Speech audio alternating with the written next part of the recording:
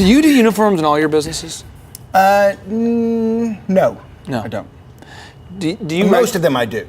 You do? Yes. See, and this is so interesting because people who know you would say, Dr. Z is a fun guy. He likes to dress in a fun way. You always are a pretty stylish guy. But at the same time, you're very disciplined with your business, and you're wanting to just kill those variables that people making bad choices? Yeah, people making bad choices, and someone seeing the bad choice and being offended by it. And, I tell you what, people walk around and it's so easy to drive away business. And so that's why you have to treasure it and you have to really value it and make sure that all those different steps, because they come into my optometry practice and they may be touched by 6 or 7 different people. And it only takes one of them doing the wrong thing. I have a story that has to be told, but I was working with a business, and I won't say what state it's in. Okay. But this business is conservative. All right. And they really pride themselves on being conservative. Where it's a Christian-owned. It's just that's their whole niche. I'm not saying you have to be a Christian-owned business to be successful, but that was their niche. Sure. We're Christian, we're conservative, and the front desk lady would just wear the most. It would feature the most cleavage possible. And so I'm going in and I see. All these things that say Christian, there's like a big Hobby Lobby store is what it feels like. A lot of these faith and love, and then she's just scandalous with what is going on. Yeah. And then I go and meet one of the people in the back who's one of the assistants for the doctor. Same thing. And I'm just like, what is going on? Yeah. And I just noticed that when the days that he wasn't there, all of his staff dressed it like it was like Hooters or something. It was crazy. So he ended up doing a uniform thing, and I just think that's so funny. Okay, so why in your mind aren't more business owners doing mystery shopping? I mean, I had no idea what it was until I had a lady who was irate.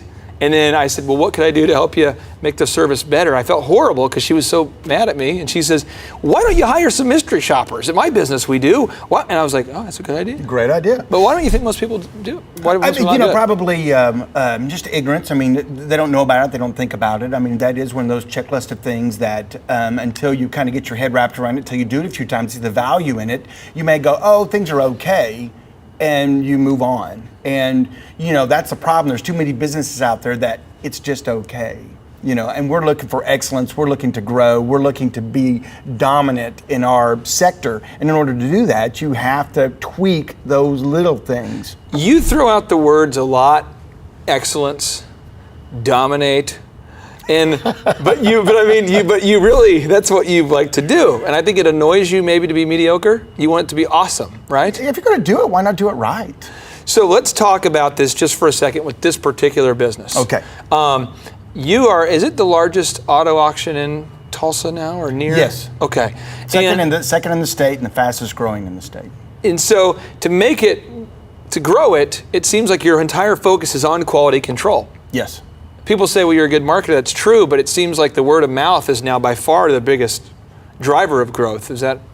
Absolutely. I mean, you have to build excellence, and then you have to teach excellence, and you have to continue to reiterate excellence. I just had a lunch meeting with my sales team yesterday, in fact, and we went through the steps of, one of the things that annoys me about a business when I see it is a business that treats a new customer better than their current customers.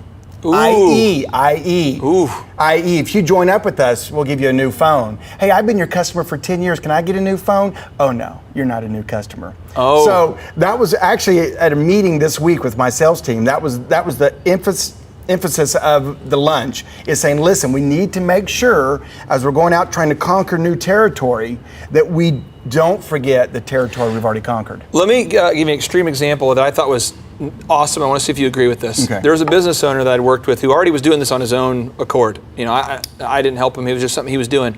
He took one day a month and he called it Customer Appreciation Day. And they called all of their existing accounts. It was somebody who had people that referred them business. And so one day a month, they would just call all of their customers, send them thank you notes. And it was just awesome how he, with this landscaping business, just once a month, I mean, you can imagine you're getting your lawn mowed by this guy. Yeah. And once a month, he's calling to tell you thank you, no upsell, mailing you a thank you card. No, who does that? That's great. Yeah, You know, I think it's a great idea. So do you try to systematically put a process in place to thank your existing customers or to appreciate them, or Yes. what do you do here? Let's say Here particularly because we have the same pool of guys. You know, Okay. this is a business to business. This is you have to be a used car dealer to do business here, and so that's a captive number in the region that we market to. So it's the same guys that we pull from every week to be here. Okay. So in fact, that was one of the new things when I opened Z66 Auto Auction, is that we hired someone specifically for the buyers. We're always very aggressive going after the sellers. In other words, we want the cars. Okay. We want to get the guy that can send us 20, 30, 40, 50, 60, 70, 100 cars a week. That's crazy. And we go after those guys. But we had never had someone that specifically went after the buyers. Because as you know, you can have a lot of cars come through here and there's no buyers. it's a bad deal. It's a bad deal. Because I only make money here when a car sells. So a car has You just don't make 'cause money just by having them here? No. Oh, okay. Well, maybe on the vending machine, but that's not a whole lot. So you've got. I think it's serious though, because the reason why I'm joking around about that is a lot of businesses. I know I've done it before. I thought if I buy as many speakers as possible for this entertainment service, the best speakers, the best lights, the best. And then I remember talking to one of my mentors, and he said, until something sells, nothing matters.